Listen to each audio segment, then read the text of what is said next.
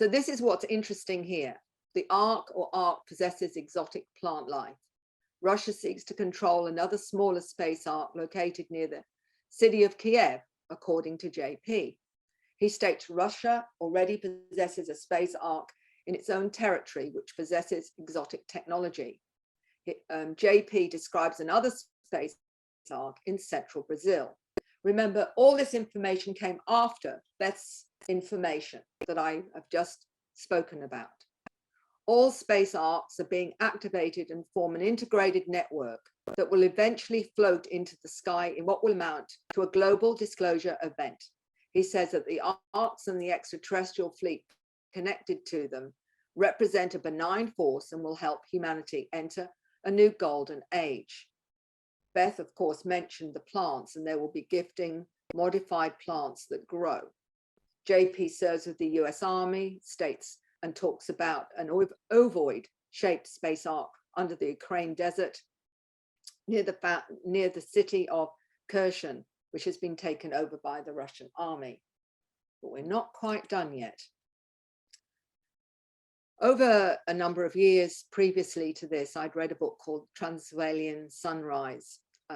One of the authors is Peter Moon, and this is a Sphinx they found in Romania, where some underground facility of ancient technology, and you've got some pictures of it here. What they found, they needed a certain consciousness to get in to see it, and it was left there by some ancient, we don't know, ancient ancestors, whether they're extraterrestrial or not, I don't know.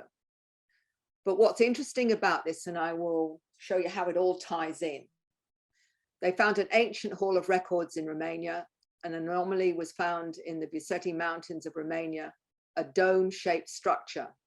A similar anomaly, by the way, was found in Iraq. And I'll mention that if I have a chance, where it ties in. 5 tables on each side of a room, some of them objects that appear to be technical tools. When approaching any of the tables, a holographic projection activates, showing aspects of a particular scientific field. The 3-dimensional images are perfect and very large, with a height of almost 2.5 meters.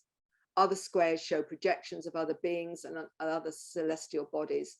By tapping simultaneously 2 different squares, a complex scientific analysis shows the DNA of both beings and possibilities of compatibility between them. Author Peter Moon writes about this discovery in several books.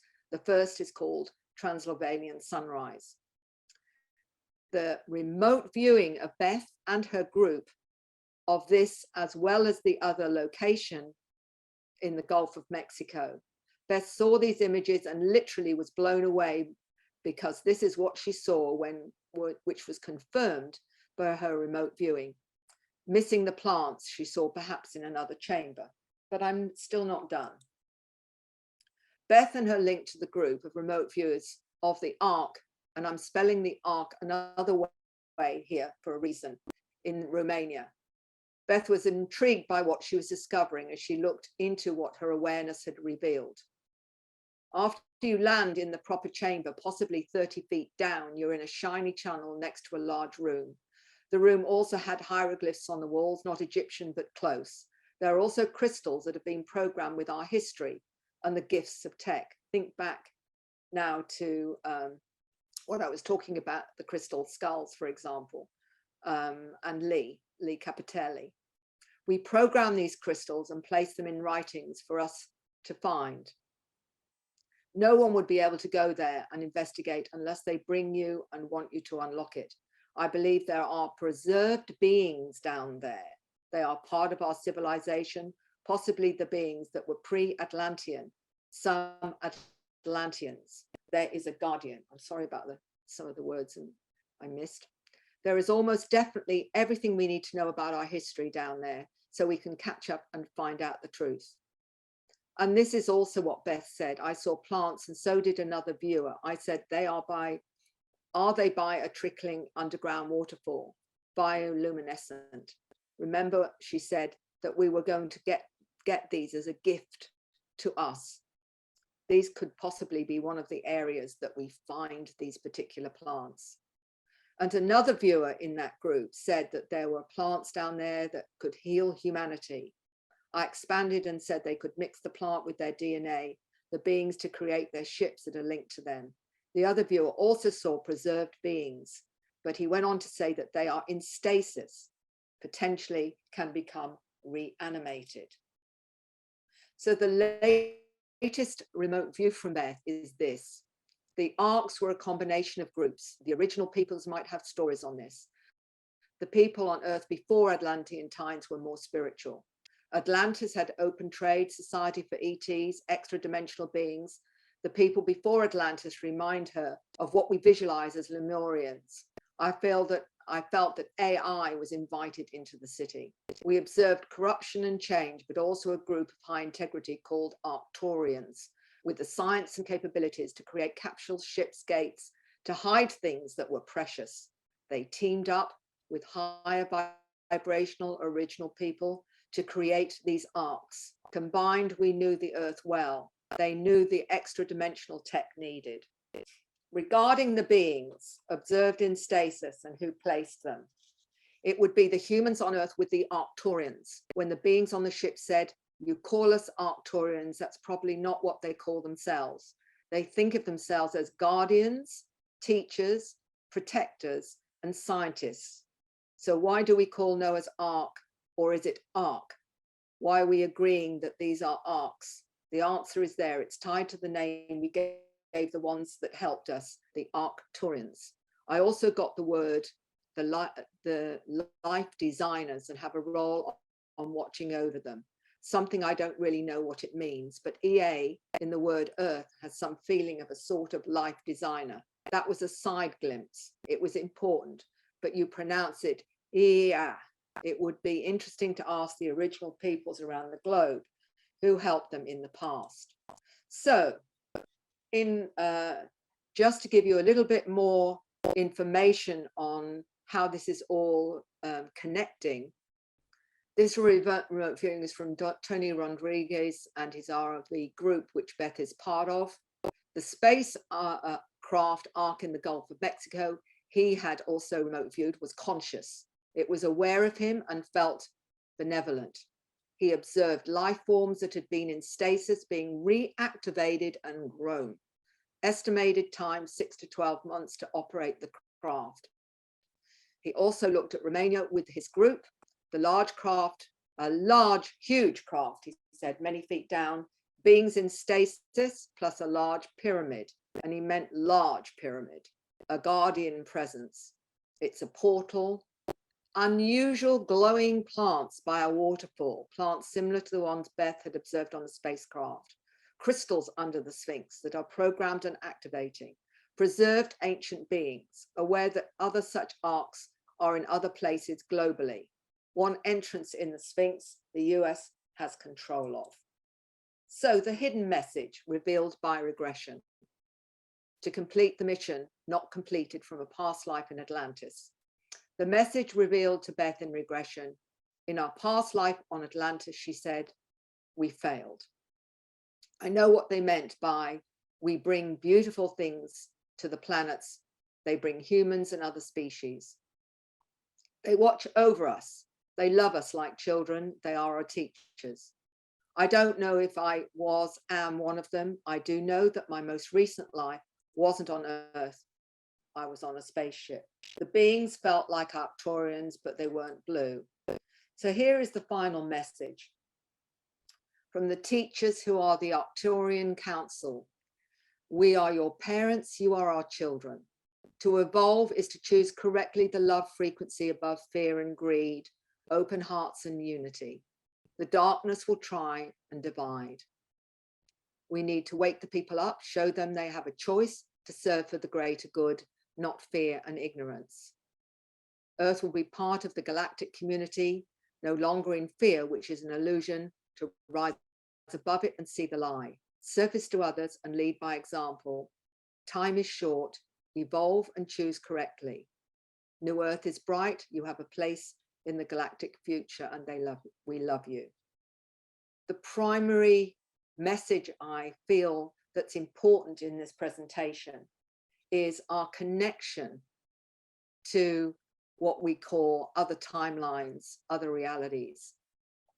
And the reason that we've incarnated now is to complete whatever that connection is.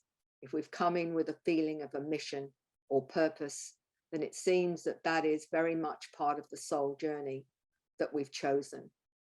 And what's fascinating here, when people say, well, are we going to get some help?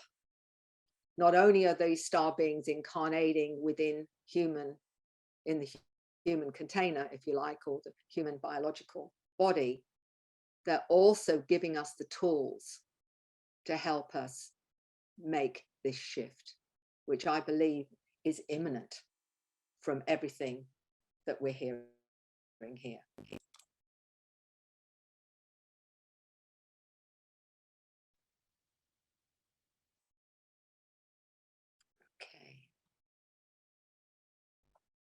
I don't stop share. Okay. Are we there? I'm not hearing anything. Hello?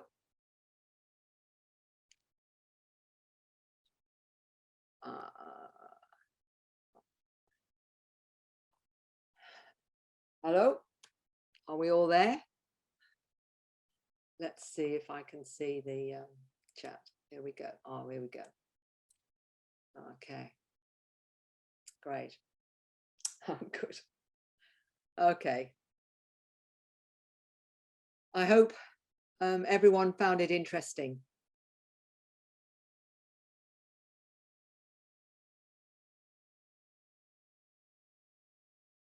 Oh, that's good.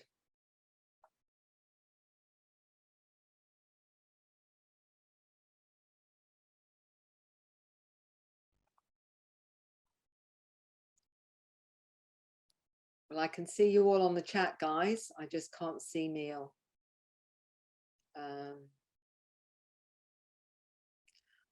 I'm seeing your messages, guys, and I'm so glad that it has made some sense to you.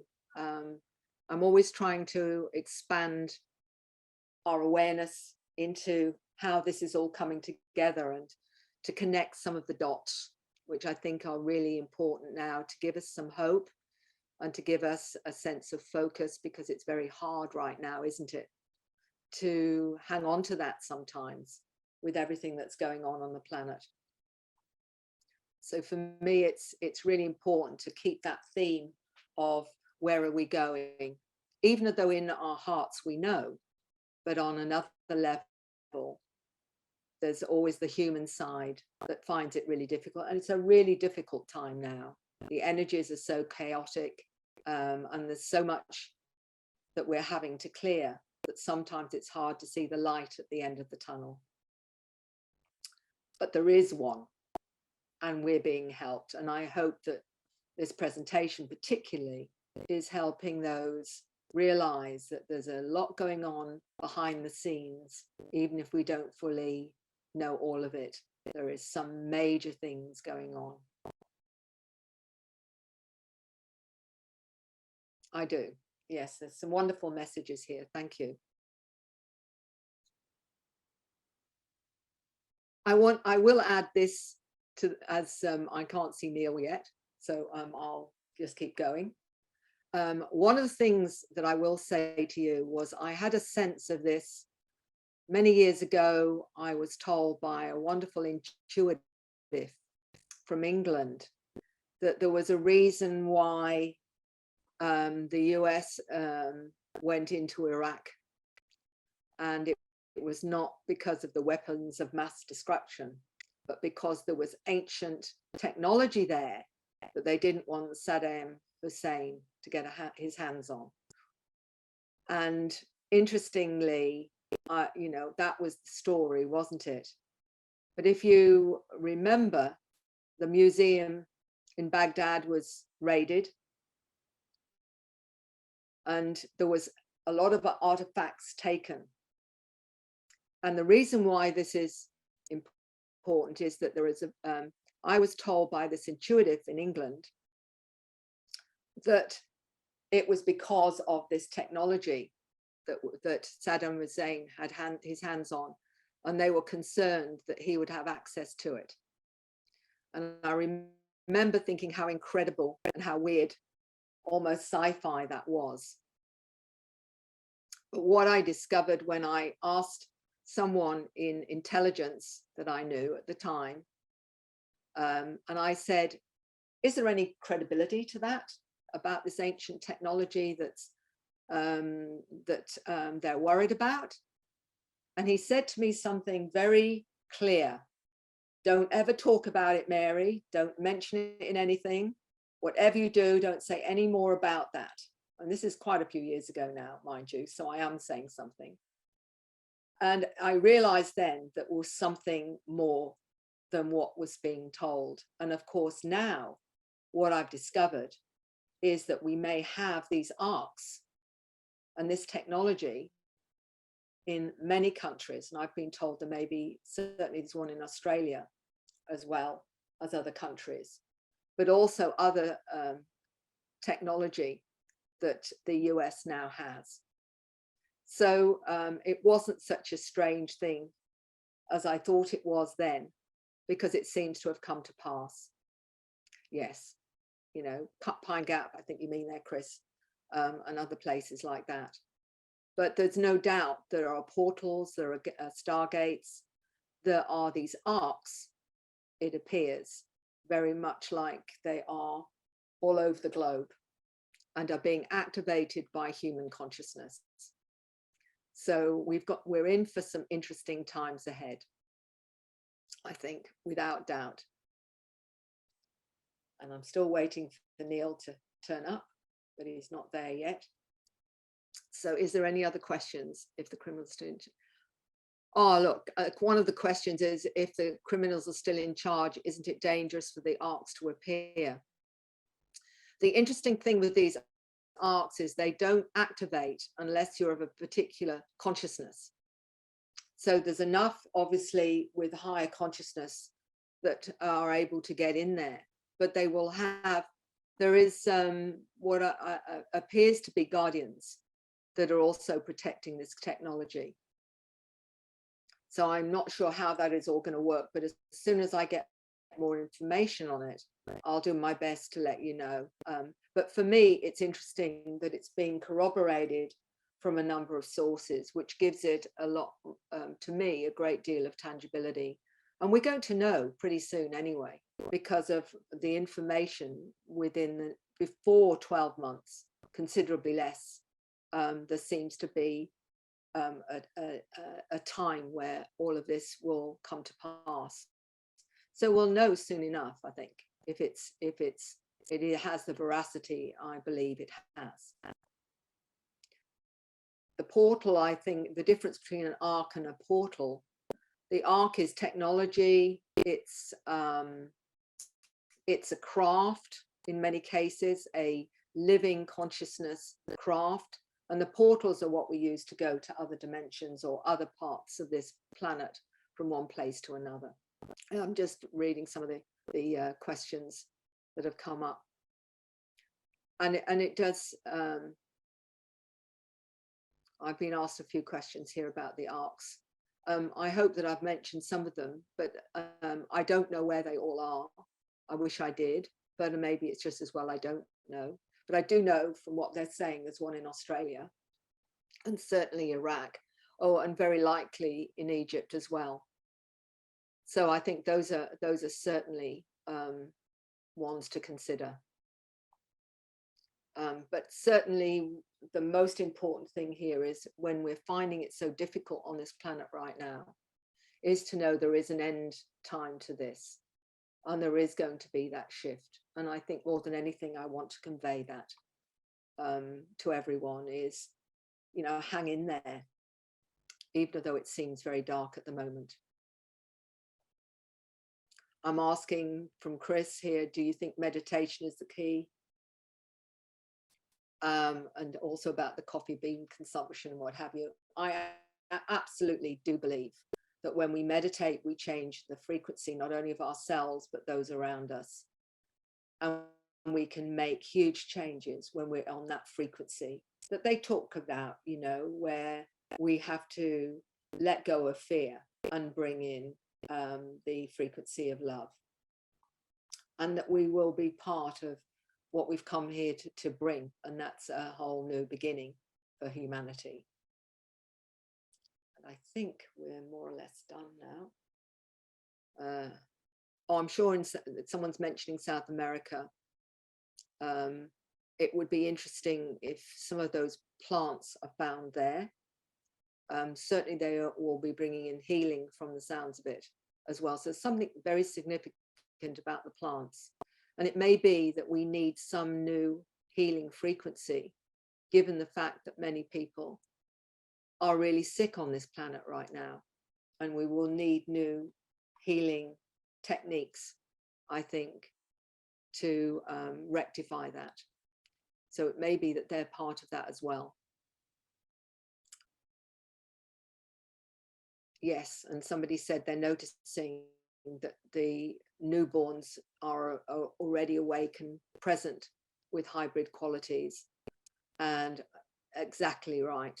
And the interesting thing is, in another presentation that I'm doing in a few weeks' time about a young lady that is already aware she's a hybrid and she's only 9 years old, talking about being a hybrid with the other part of her that comes from another planet, and she's bringing that in with being human. So they are aware, very, very awake, and are very much part of the new human that we all are going to be part of. It doesn't matter what age you are. It just means that more of us perhaps need a little bit more of an activation of that DNA that's been switched off, so that it can be switched on again, and we will all be in the same awareness. Has the DNA helped or hindered the recent? That's a very big question. I do believe that there's been a program to keep us switched off, let's put it like that, and to hamper us from being all that we're going to be, or should be, or are meant to be. And I think that it may be that these plants are part of the healing that will help us finally switch back on all of that awareness that is our heritage. I'm looking at all these different questions. I hope I've answered most of them for you. I'm just looking at here. I think we're done with that. I haven't seen Neil, so I don't know whether he's around. I'm just seeing if there's anything else. Is there anything else somebody's interested in? Or will we live in the arcs? I have no idea. Those are questions I can't answer. Only to say that there's no doubt that they're here to help.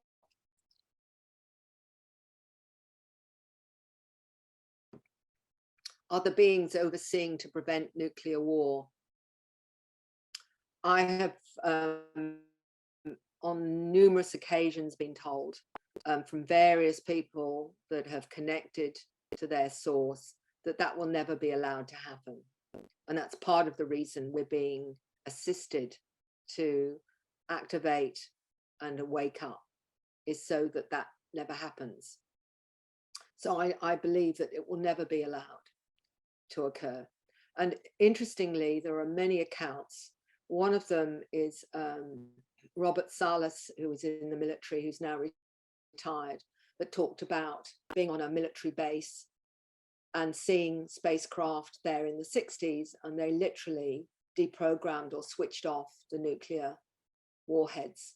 And that's happened in places like Rendlesham Forest in Sussex in England, where the same thing happened. And it's happened in many military bases where craft have been seen outside the military base and the nuclear warheads have been deprogrammed or switched off. And you know, this is something that most people are not being told. Obviously, those in the military don't want the other countries to know that this has happened. I think particularly significant in the Rendlesham Forest one, because there was the Cold War then, and they didn't want Russia to know that they were actually helpless and that these warheads have been switched off. There's lots of stories about the Bent Waters case and Rendlesham Forest, and these warheads being switched off. So there's a lot of evidence there won't allow certain things to happen. I'm just seeing if there's anything else. I think there's something to do with the chemical compounds. I'm just seeing if there's any other questions I can answer.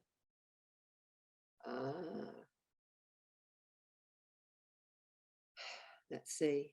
The codes that came out of the Rendlesham Forest event, how did they relate to the pyramid as the alignments of Atlantis? I'm not really sure about that, to be honest. That there were certainly binary codes, and there's been, I think, an attempt. I think it was Pendleton, the gentleman who tapped into touching the craft and getting the downloads, the binary code. But I can't remember now what the information was.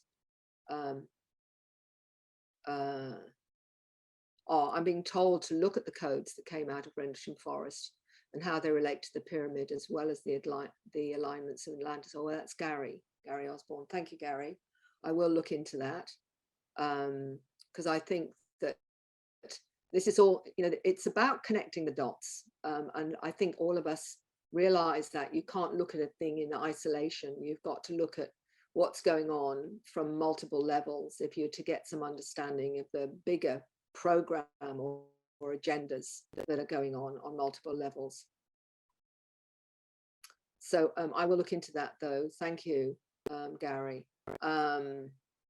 Regarding the crystal children and the experiences, I am going to be talking to another of the portals of ascension. I think it is on, I'm just trying to find it now, where I'm actually talking about the children. I'm just trying to see where I've got it. Oh yes, Sheila Sheppy's Anchoring Higher Consciousness, the hybrid, the star seeds and hybrids. I'm going to be talking about the children particularly, and some of their awareness and the abilities that they have. So that will be on the I think the 27th, 28th in the US, which is the 29th for me in Australia. And I've put together something on the children and some of their awareness and some of the things that they are learning when they're on board the spacecraft, a little bit more of the cosmic itinerary for the new humans. So they're coming in with a great deal of understanding, which hopefully our educational system won't deprogram them from and open them up to. And that's part of the problem with our educational system. As one 9-year-old explained to me, that going to school, they something to do with destroying their light, basically, their awareness through the programming. And that's why we have these new awake children with the different wiring so that they can't be programmed in the same way. And I talk about that a great deal in The New Human, is why they're different and what these abilities are and how they're misunderstood. And it's really important now, and I've been very heartened by many clinical psychologists and educators that are seeing these children and recognizing them as being different in a positive way, not as a label of dysfunction, which is often how they're seen and perceived. So, I think that we've got a lot of indicators that are very positive and are helping us understand that there's some major changes going on and are continuing to happen despite what you're hearing on a global scale from what we call the mainstream. Okay, I'm just seeing if there's anything else. The time travelers, I think the interesting one there, I would say, is when you've got a 7-year-old explaining that they're a time traveler and the form that they are, and to recognize that and explain. He also mentioned that some of the beings he interacts with have an IQ of over 400. It was an interesting fact. He was also shown the past and the present in real time. So it definitely shows that we have, or there is technology or some way we can access all timelines. And that's certainly coming through as well. That's going to be our abilities, I suspect, in the times to come, that we will have these abilities to access this through consciousness. Remote viewing is giving us a pretty good example of how that's done. But I think it will be far more expanded as we get switched on and realize our true potential, which I think is fascinating. There's going to be so much these children talk about that will be our abilities too. You know, when you have and I talk about this in the next presentation I'm going to be doing, is a 7, I think he was 7, explaining that he could go to other planets in other dimensions as long as he knew their mathematical number, in other words, their frequency. And he used the runes to go through as a portal to a particular planet. All he needed was their frequency or mathematical number. And that, I think, is just demonstrating our abilities. Somebody wants to know if I do regressions over the internet. Yes, I do, Rita. I'm glad that I can, because many of my clients are overseas, Europe, England, Canada, or America, or even South America, for example. As long as somebody can speak English, then I can do the regressions. Because when people say, how's that? It's actually, when we understand the quantum universe, and I'm no physicist, but ultimately everything's connected. So there is no barrier to connecting with someone and taking them into a different frequency, whether they're in front of me, sitting in front of me, or if they're sitting in an opposite a computer screen. The main thing is for them to understand how it works and to have confidence in the process and the readiness for the process. But there is no limits to how you can work with someone through this technology. Yes, you can get through to me on my website, acern.com.au or maryrodwell.com.au. I'm also on Facebook, and I'm also easy, I'm easy to find, really. You just have to go on Google. There's many ways you can access me if you need to.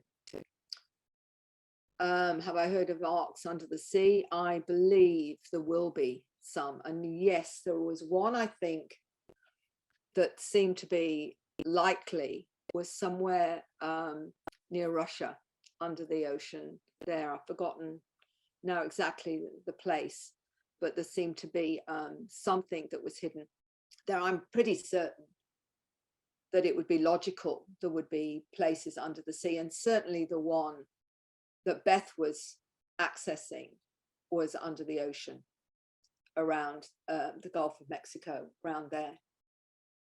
So I'm pretty certain there'll be others under the ocean. It's a good place to put them. I think the remote view of the one in Romania, the ark there, or the craft there, was very deep, from what Tony said, very deep. I've forgotten how deep he said now, but it was very, very deep under the ground, and it was huge, including a huge pyramid. There's so much we're not being told, of course, so much that has to come out, and I think it will do.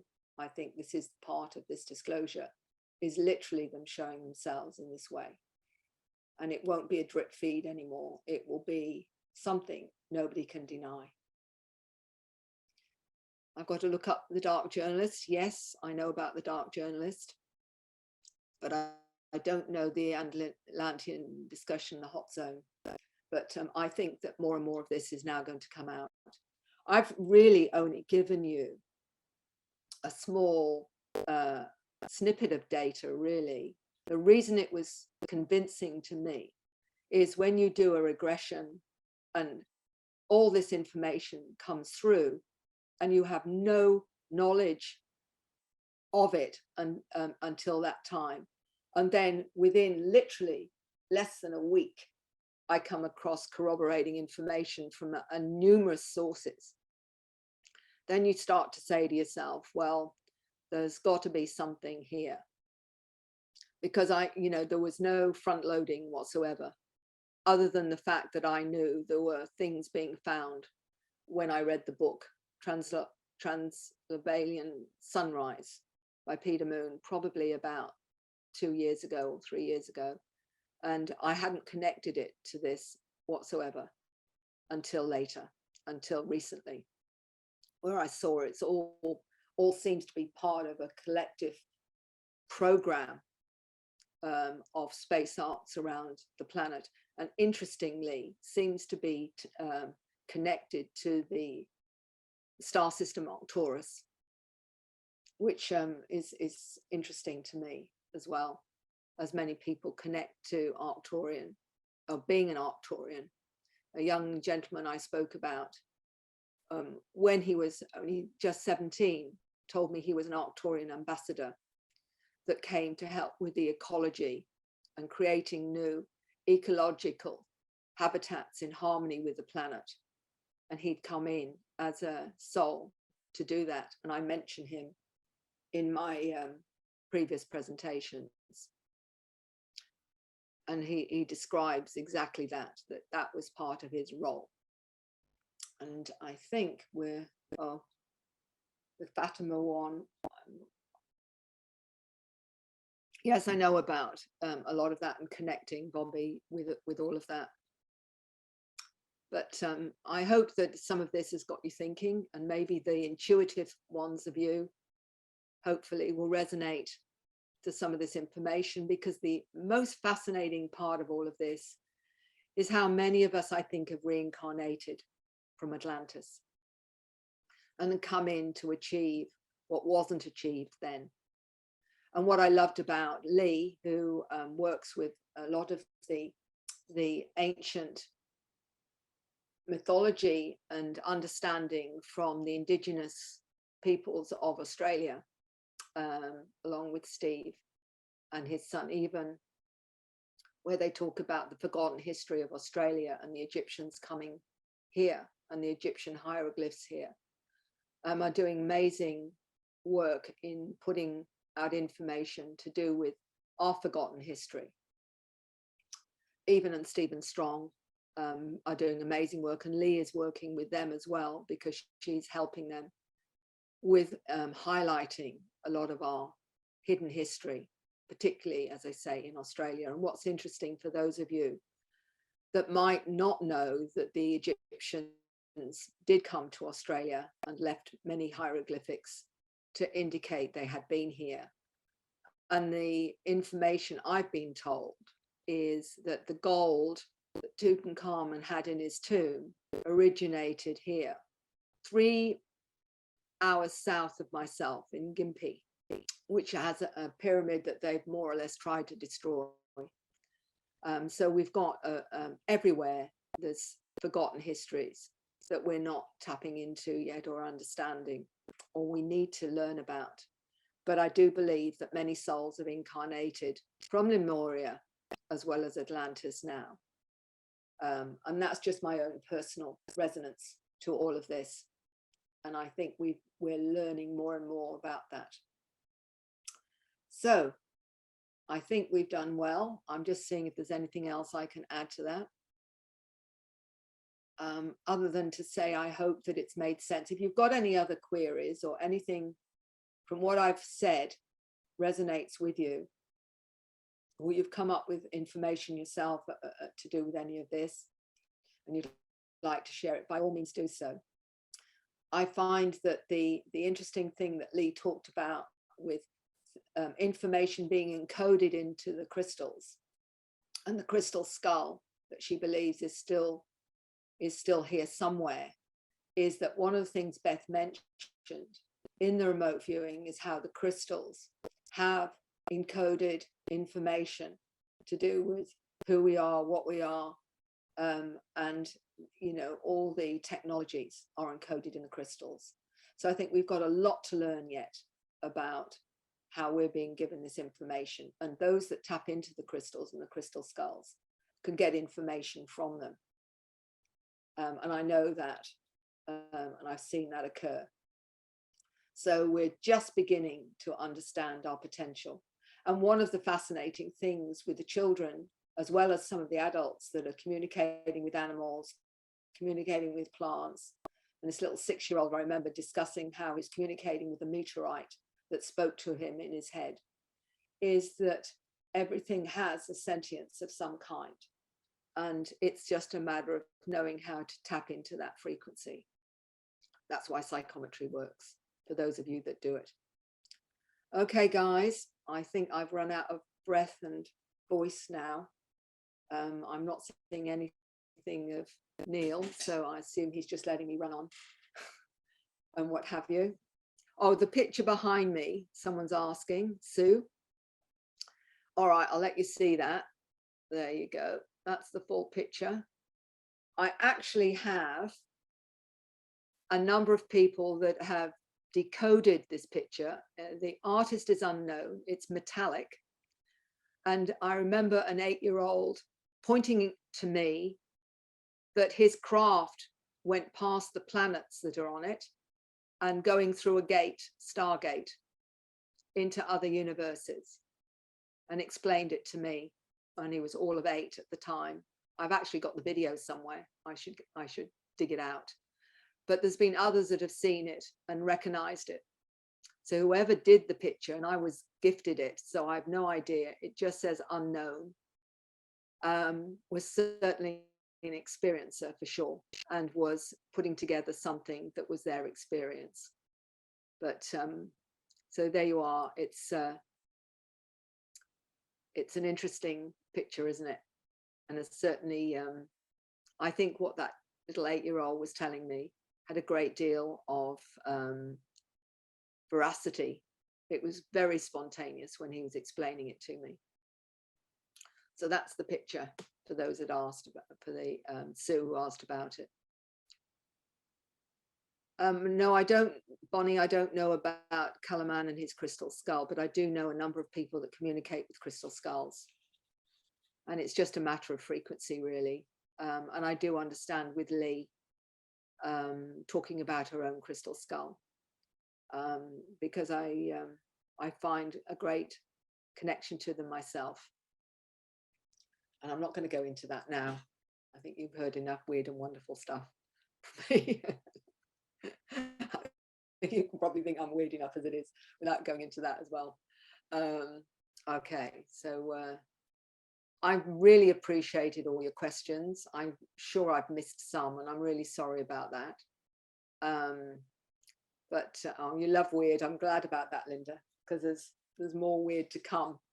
But what I'm very grateful for is the information that I'm putting out seems to make sense to at least some people. And that's all I really need to know, because this really represents my journey in a way of trying to get some understanding from all the information that's coming through to me and helping me, you know, it's my connecting the dots. And I just hope that it connects other people's dots as well, as it were, because in some ways I feel like a galactic or cosmic Agatha Christie who did it when and how and why, trying to make sense of it. And I'm probably still going to connect those dots until I leave this planet and still trying to work it all out. I've got a feeling that's part of the adventure. So I want to thank you all very much for, I hope you've enjoyed it. I hope some of it's made sense. And I've really wanted to just open the door to more possibilities, to more ideas and senses, and to get you and to ask you to trust that sense of knowing, feeling, and that sense that you have about yourself.